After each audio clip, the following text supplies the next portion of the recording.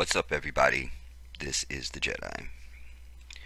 So, I wanted to put something out about this Janet Jackson Super Bowl debacle um, before the game and just kind of tie some things together for you. I was speaking with my nephew last evening, and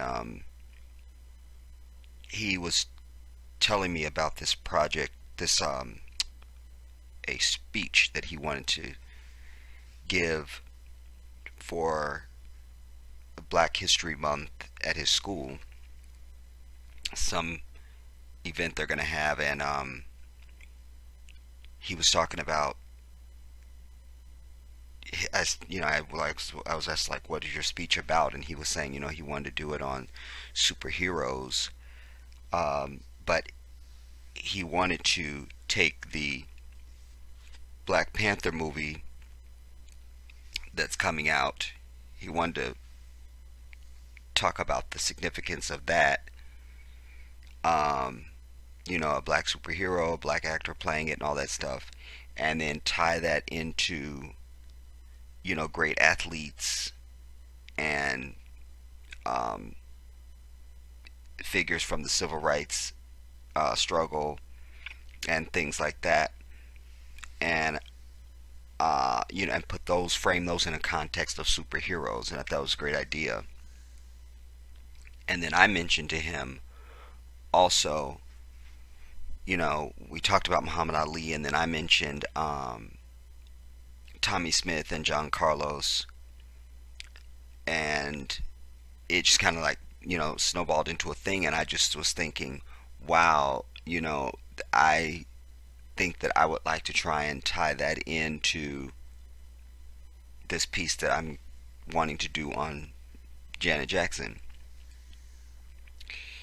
And so I'm going to do that. But I want to frame this in a context for you. Back when this whole situation happened with Janet Jackson, I mean, I, like most people, saw it. But like most people, I was looking right at it and had no idea anything had happened until like the next day. It was so quick, and it was during, they were like fading out when when Justin Timberlake ripped the thing off and exposed her breast. I promise you, I didn't realize anything had happened, you know, and I was just surprised, you know.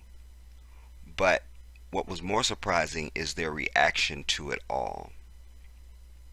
They treated Janet as if this was something that she had done on purpose. And that was insulting for many reasons, quite frankly, but primarily because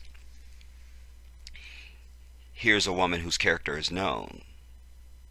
She's not given to gimmicks and stunts and things. She doesn't need to do that. You know, if you want to tell me it was Nicki Minaj or Madonna or somebody, it's not Janet. And but they acted as if she had done it on purpose, as if she was just on stage by herself and she just decided to expose her breast or something. That's how they reacted. And then she was fined, and she had to put out an apology, and I mean, it was really just ugly. And while I didn't hate Justin Timberlake at the time, and I don't even know if I really even hate him, I'm just not checking for him. But my thing was, he could have used his white privilege and stated what was the obvious. He could have said, look, here's the deal. if nobody's at blame here, because this was an accident, but if you just feel like you need to blame somebody, then blame me, because at the end of the day, it was me who was supposed to rip off some patch. I think it was a dumb stunt anyway. Like, had it gone right, it still would have just been dumb, because the lyric to he was doing his song, I can't remember the name of the damn song, but the last line of it is gonna have you naked by the end of this song, and then he's supposed to rip some patch off of her, but he ripped the whole thing and her breast came out, you know, and he could have just said, "Look, if you want to blame anybody, just blame me, because in the heat of the moment, with adrenaline going, and you got a billion people watching you, I grabbed it too hard, or the fabric gave out, or whatever." But this is Janet, and I'm honored to work with her, and I know her, and this is absolutely not something that she did on purpose or was orchestrated or something. There's a many things he could have said to change the conversation, but silence is complicity, and indeed it is disloyalty even. The hottest places in hell are reserved for those who in a time of moral crisis maintain their neutrality. And he was allowed to just sail on. And it just left a bitter taste in everybody's mouth. Because we've watched her grow up. We know who she is. And this just was scandalous.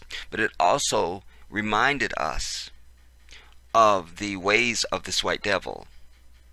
You see, how quickly they are ready to turn on you and to indict you and to not give you the benefit of the doubt. Oh no, you black bitch, you did this on purpose. That's where they were coming from. And then she was disinvited from like the Grammys or something that year, and then there was some other stuff, and just it was just like, are you serious? Over a damn titty? Really? Wow. So now this whole thing has come back now, 14, nearly 15 years later, because Justin Timberlake is supposed to perform at the damn Super Bowl today, and then everybody is wondering. It's been a dust up over the last week at least, if not longer. Excuse me. About should he invite Janet, and he should invite Janet, and is Janet gonna show up, and are they just building this up, and she's really gonna be there, and this and the third. Listen, Janet don't need to be there, and I would forbid it. You see, as her husband, as her best friend, I would tell you there's no way my wife I would allow my wife to show up to do this show, and I'm going to tell you why. First of all, the Super Bowl is beneath Janet Jackson. Justin Timberlake is a star, and he's a celebrity. Janet Jackson is a global icon. There's a big difference. Her career is far longer and more storied. She is far more known across the earth than Justin Timberlake. It's beneath her. And I couldn't see her doing it under any scenario. Maybe if the National Football League had held a major press conference with the FCC saying we were all wrong about this, how dare, we were just in our usual white devilness, and this is absolutely, we were wrong, blah blah blah, and we want to just publicly apologize to Miss Jackson or something like that. And then if later she decided I will do a show, I still would be against it, but it would have been cute. You feel me? But nah. But here's the other thing that's insulting about all of this, everybody. You see, you always have to go back.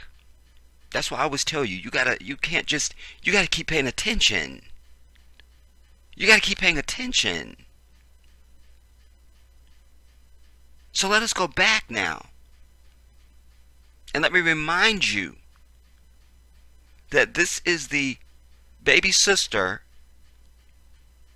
of the greatest entertainer the world has ever known, and indeed the most famous human being that civilization has ever witnessed. That's not an exaggeration. There's nobody who has come to earth that has been more famous than Michael Jackson. Not even prophets from God can make that claim. That's an astonishing truth to realize. Think about that. The most famous human being known to civilization was Michael Joseph Jackson, period. And this is his baby sister. Now, why is he significant in all this? And how does that tie into this whole Super Bowl brouhaha? Well, here's why. Because before 1993, the halftime during the Super Bowl was a complete yawn. Complete yawn. Complete yawn. That's when people went to the bathroom. They go to the kitchen to get something else to eat. You go out and yell at the kids. You make a phone call, whatever. You feel me? Nothing really going on. You know, and because they run the commercials during the entire thing, so there was nothing special about the halftime. You know, maybe a band, maybe some dancers or something. There was nothing going on. It was a yawn. But in 1993, the most famous human being known to civilization is brought in to perform the halftime. It was an international global event. And for the first time in the history of their pathetic little game, they actually had ratings during the halftime. And no one has eclipsed his numbers since, by the way. He's still the #1 halftime show ever of the fucking Super Bowl. And why wouldn't he be? It's Michael. You see? So he's the one who got their pathetic little thing off the ground, if you will. Now it's old hat. Everybody, oh, who's performing at the Super Bowl this year? You see, like, it wasn't that. You feel me? It wasn't always that. Nobody was performing at this bitch. You feel me? So now it's, ooh, who's performing? You always have to go back. There's always a history. I always tell you, nothing just becomes. There's a pathology for everything. Everything has a pathology. Now, why it's important to go back and remember Michael and what his contribution was? It's because this is his sister. So if you want to not give some, like maybe a Katy Perry bitch, the benefit of the doubt of their breast popping out, just on the strength of her brother, you say, you know what? Her brother is the reason why we even have a halftime thing now. This is his sister. Let's give her the benefit of the doubt. Let's go to bat for her. You know. So it's insulting on so many levels. And Janet was kind of just left out there to languish. It was a scandal, y'all. Now, damn it. And I just feel like I said, the Super Bowl is beneath her, and I just don't think there's really any scenario, quite frankly, under which I would be like, yeah, Janet should do it, you know. And Justin will get out there today and do whatever he does, and that's fine. But everybody knows they won't have the type of ratings blip that they would have if Janet was present, you know. And let us remember also that when she performed that year at the Super Bowl, Janet was in some military shit with a collar that went up to her damn throat. You know, this is not a woman given to taking shit off and all of that. She was in like some boots that went all the way up and this long military Viking looking, I don't know what she was wearing, because I don't. It was tight though. And She killed, you know. Because remember, it was Janet had did her thing, and then Justin came out, so it was almost like he was her guest. I don't know how that officially was described, but that's what it felt like when you look back at it. Like, yeah, I guess he was her guest. It felt like, or something. And excuse me. And she had just finished marching around the stage doing Rhythm Nation. You don't do Rhythm Nation and then pop out your breast. Nobody does that. You know, that's inconsistent. Plus, Control was her third album. Most people think that was her first, but it wasn't. But I mention it because if you go back and watch the videos from that project, Janet didn't show us so much as an ankle. Like, she would literally show her hands and her face. She was in turtlenecks and granny boots and long blouses, and I mean, just it was face and hands. There, not even an ankle. And yet she was still considered one of the sexiest women alive, because proving that you don't need to take shit off women to be sexy. Either you are or you aren't. It's no stitch of clothing that's going to make you sexy. You understand? It's when the true light of your femininity shines through. That's when you are sexy. And Jan is a testament to that. Go back and look at Nasty and what have you done for me lately and all the shit. We didn't see an ankle, y'all. Not even an ankle. And yet, she was sexy. Absolutely desirable and beautiful.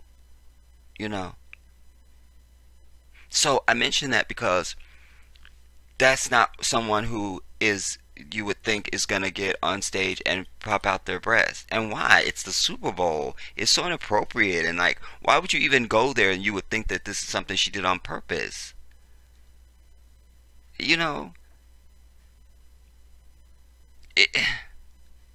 This says more about them than it says about Janet. Because it's a dumb, sick thought. Like, it's stupid. So no, Janet doesn't need to do the fucking Super Bowl. I'm over it. Less than 24 hours away from the Super Bowl, and there have been a flurry of rumors circulating. One of the big ones was that Janet Jackson was going to perform during the NFL's biggest game of the year. Unlike the other rumors making their rounds on the internet, Janet, Miss Jackson if you nasty, officially put hers to rest. The music legend took to Instagram to shoot down the rumors, saying, quote, to put to rest any speculation or rumors as to whether I will be performing at the Super Bowl tomorrow. I will not. Thank you for your support, and I look forward to seeing you all very soon. It seems as though the rumor came out of thin air, but it also stems from the fact that Justin fake-ass Timberlake is this year's Super Bowl halftime performer. 14 years ago, Janet and Justin took the stage together for the halftime performance, which ended with the former NSYNC member ripping off a piece of Janet's clothing, exposing her breast. That said, it is understandable why Janet wouldn't want to take the Super Bowl stage again. As a result, CBS was fined $550,000 by the FCC, but the Third U.S. Court of Appeals has ruled that they didn't have the right to fine CBS Corporation for airing the accidental R-rated moment. I want to stop and say this: $550,000 is nothing. Everybody, are you serious? The NFL is a multi-trillion-dollar fucking thing, and before we even get to Super Bowl, and then the Super Bowl in and of itself is a huge cash cow. The amount of millions that they charge just for 60 seconds of advertising, 30 seconds, I take that back, 30-second ads and shit. $550,000 is like Oprah's worth $7 billion, and you go, oh, look, Oprah, you dropped your gum on the ground. We have to fine you $15. Fork it over, lady. Like, $15, really? She's worth $7 billion. And it might be more than that, because I'm taking that number from like 20 before the network. So I don't know what Oprah's worth now. All right. I know the bitch owes me $10, but I'm not going to get into that. That's not what this video is about. But that's not what this is about, though. All right. She knows she owed me $10. Anyway, so this is a ridiculous amount, you know. And then, as the court ruled, it was an accident. So essentially, the court was saying, get over it. It was an accident. And everybody should have walked away with that. They should have said, this was a total accident. We love Janet Jackson. We know she's X, Y, and Z. Look, her brother is the reason why we even have this whole Super Bowl thing and blah, blah, blah, blah, blah. Yeah, come on. You know? And by the way, everybody remembers where they were and what they were doing when Michael Jackson showed up on that damn stage to do the Super Bowl. Because it was unbelievable. It was unbelievable. Like, what? Michael Jackson's gonna do the Super Bowl? Are you serious? You see? Because this was at the pinnacle of his fame. The pinnacle of his fame. Do you understand? The pinnacle of his fame. It was unbelievable that he's gonna be there. It just was unbelievable. Like, Michael's gonna be, and like, I recorded it. I still have the recording, the original recording, from the day that it aired and everything. And it was just unbelievable. They had been rumored in advance that, Michael had forbid any close-ups on his face, and, so we were checking to see, was there going to be any close-ups, and indeed there was. There was a dust-up after the fact over him because he didn't sing live the entire performance, but are you serious? Like, everybody knows Michael can sing. It's kind of like with the Beyonce thing when she lip-sync at the inaugural, the Star Spangled Banner or whatever the fuck. Like, that quickly died before it even got live because the comeback was, but Beyonce can sing, so why are you, what? So you could bitch that she didn't, but it's not the same as if she can't. But it was a big deal that this dude was gonna be, and it's the first time I ever saw fireworks in the daytime. Michael had fireworks in the daytime, everybody. You feel me?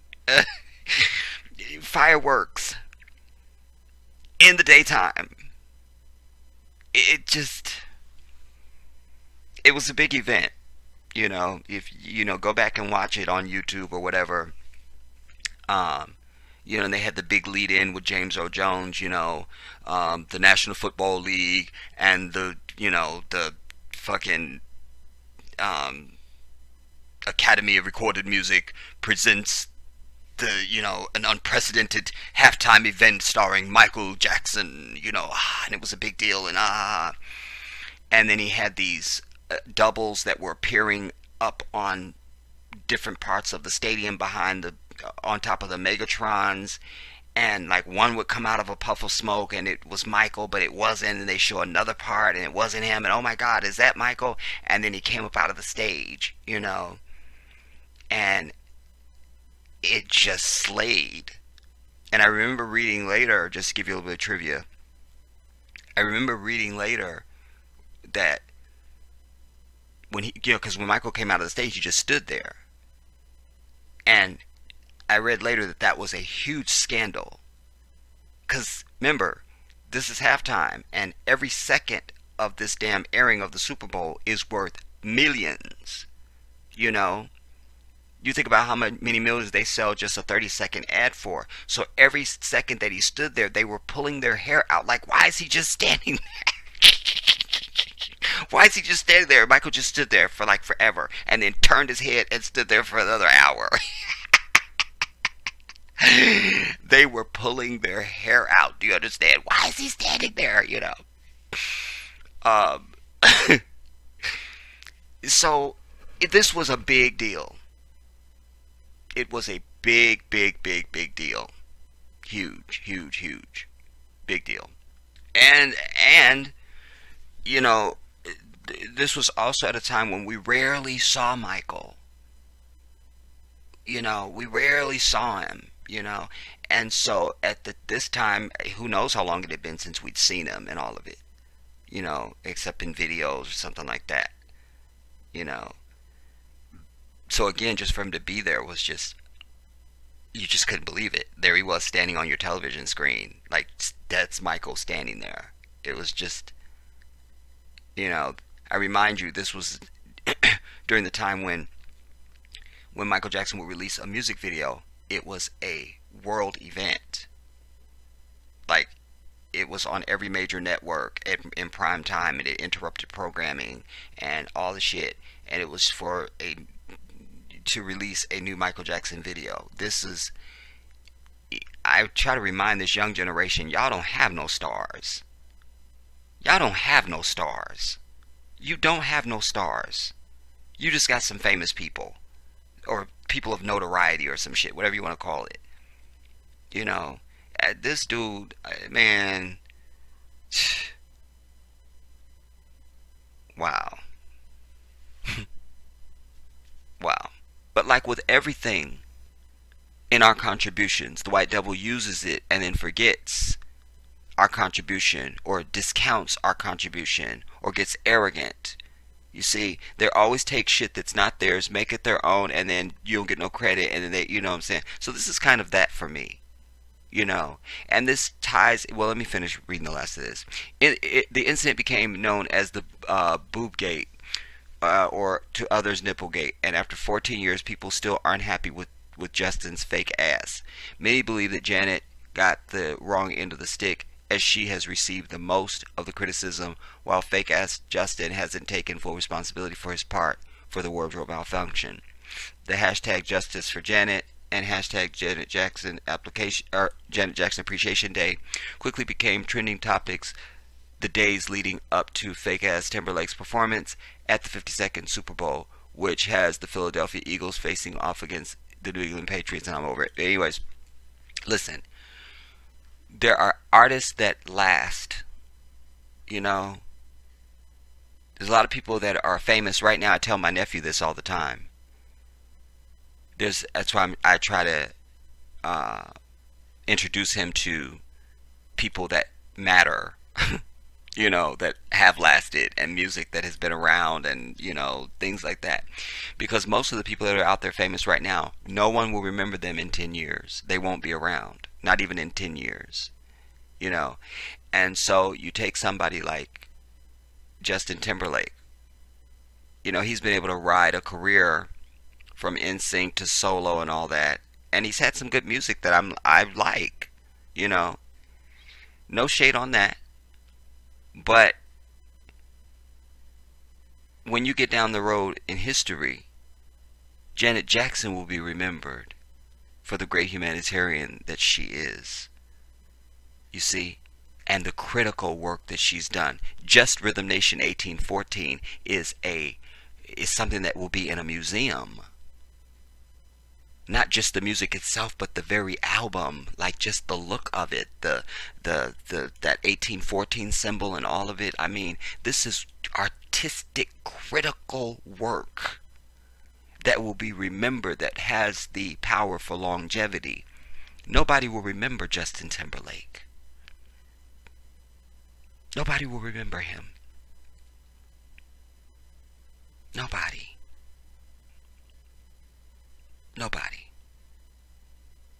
And the whole Super Bowl history thing will always have the two of them sort of mentioned because of this incident. But again, like I say, it was some bullshit. And I also find it interesting that this is coming back around now, that he's the one that's performing, and that this whole Janet thing is being rehashed at a time when Monique is going through everything she's going through with Netflix. We have to begin to have the strength to just say no to this white devil. Because they don't change. They don't change. And that's one of the things that I wanted to bring to you in imagery in this video. because let me do this. On the left is 1968. Tommy Smith and John Carlos.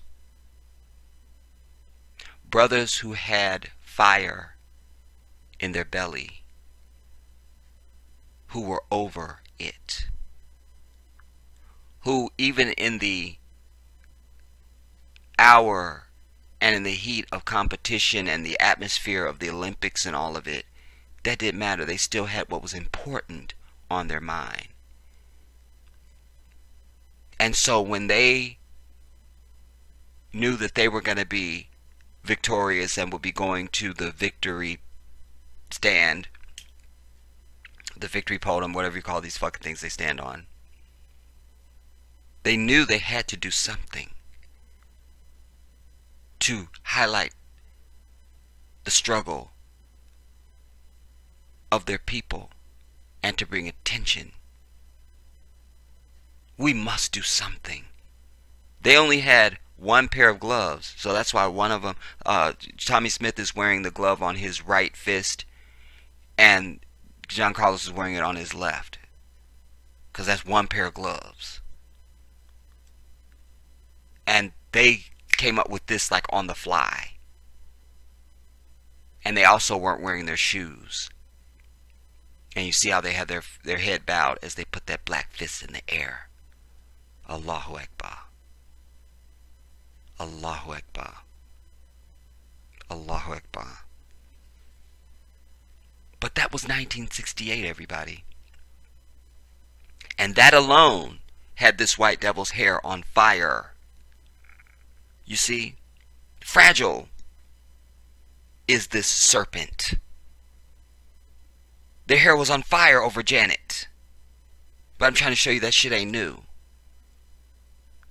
They look for any reason to be fake outraged over shit. Just fake. So, here you had these brothers doing this in 1968, and they received serious backlash. Serious. But it's stories like that you need to tell your kids.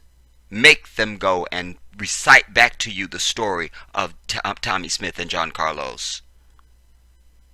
Because one of the problems with y'all pathetic black ass is you don't know how to make any fucking sacrifice. None of you. But there was a time when we did. They didn't get up there and just think about their own pathetic ass. They're willing to sacrifice it all. That is the mark of a human being, and indeed the mark of a man, a king. But that was 1968. And then on the right, oh my God, that's 2017. Not shit has changed. I always tell you, yesterday is today, and today is yesterday. And this white devil is still the fucking same. But you should also take away from this that this is 50 years apart, everybody. 50 years. So answer me this riddle. If all white people aren't bad, how come we get the same fucking shit from their ass, whether it's 50 or 100 years later? Either they're born evil or they're teaching evil. Those are the only fucking choices you get. Born evil or teaching evil. Because somehow we end up with the same fucking devil.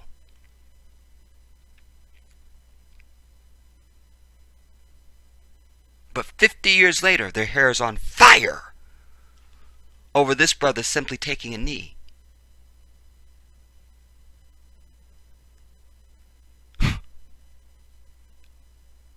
And not wanting to recite their fake-ass pledge for this fake-ass, blood-soaked, stolen, thefted-ass land that's built on murder and fucking genocide.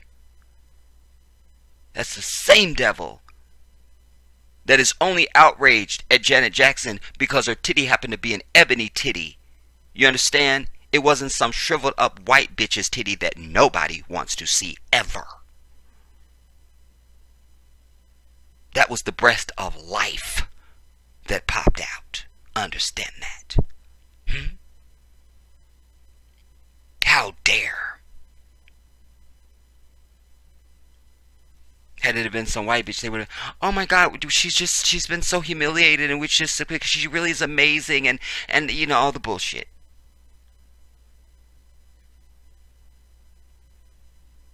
This is the same devil that is now trying to bury Monique. Is the same white devil who runs fucking YouTube. Is the same white devil who tried to scandalize Janet over this simple accident. Is the same white devil whose hair was on fire when John Carlos and Tommy Smith did their thing in 1968. And by the way, they didn't hit anybody, they didn't blow up anything, they didn't shoot nobody, they didn't fight no white bitch, they didn't do shit. This is all they did. And that was too much for the white devil. Same thing with Kaepernick in 2017. He didn't hit nobody. No grenades thrown. You feel me? Nothing. Nothing. Just that alone, you would have thought he killed somebody.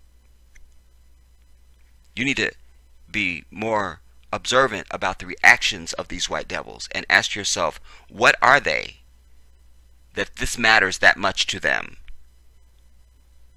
You see? But we see this, and this is their character. You see? This is who they are. I'm going to prove it with something very simple. For those of us that watch If Loving You Is Wrong, the show on OWN on Tuesday or Wednesday nights. Hear this now. The Alex character cheated on Brad. She's a white bitch. Now, Tyler ain't writing every fucking line of these damn shows. Alright? It's some shit that on them shows, you know, either Tyler has turned white or it's somebody white that wrote it. So I believe it's somebody white that wrote it. Because it's certain shit we just ain't gonna say or do. We just wouldn't do it. Alright? But also, even if Tyler wrote it, then he's true to what we know these fucking white people to be. So tell you what I'm talking about. The Alex character cheats on her husband Brad. Now, she has the audacity to say to him, after all the shit they've been through, all caused by her, she's fucked up the entire neighborhood. Now, when he don't believe her about something, she actually has the audacity to be outraged that he doesn't believe her. After all the fucking lies she's told. You know, is this what it's going to be now? Every time I tell you something, you get to decide whether or not you want to believe me. Really? Yeah, bitch, because you're a fucking lying whore. Yeah, that's exactly what's going to happen. You see? This is their character coming through once again, even just in art. That's real. That's real. We've been nothing but the devil on the earth. But as soon as you tell us we're the devil, we're outraged. When you're nothing but the devil. Really. You see? But you need to contemplate. You know, they get ass hurt over everything. Everything. So just this brother refusing their fucking fake ass national anthem and their Pledge of Allegiance bullshit and not standing has their hair on fire. You'll recall they were burning Kaepernick jerseys and shit. Only white people were doing that. Only the devils were doing that. You see? We have to distinguish evil from humanity. Only evil devils were doing that. No one else, everybody. Just like with the Janet Jackson situation. The only fucking people outraged over this was white people. Nobody else on the earth. You can go and interview every single human being on the fucking planet and they will all tell you they were not outraged by this, nor did they give a fuck. Only white people cared. That's it. That's it.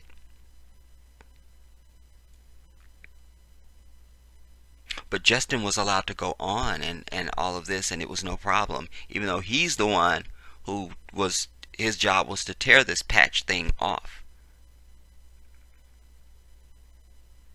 But they still gonna put that on Janet? Like as if she had control over his hand in that moment? Think about that.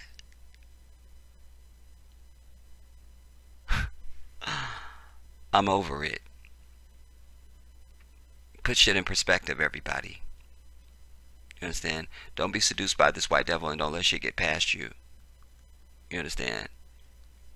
Don't do it. You know? Fuck no. Our queen doesn't need to perform at their pathetic little show. It's beneath her. It's beneath her. It is beneath her. And but for her brother, they wouldn't have a fucking Super Bowl halftime show any goddamn way. I'm over it. I'm gonna leave it there. This is the Jedi.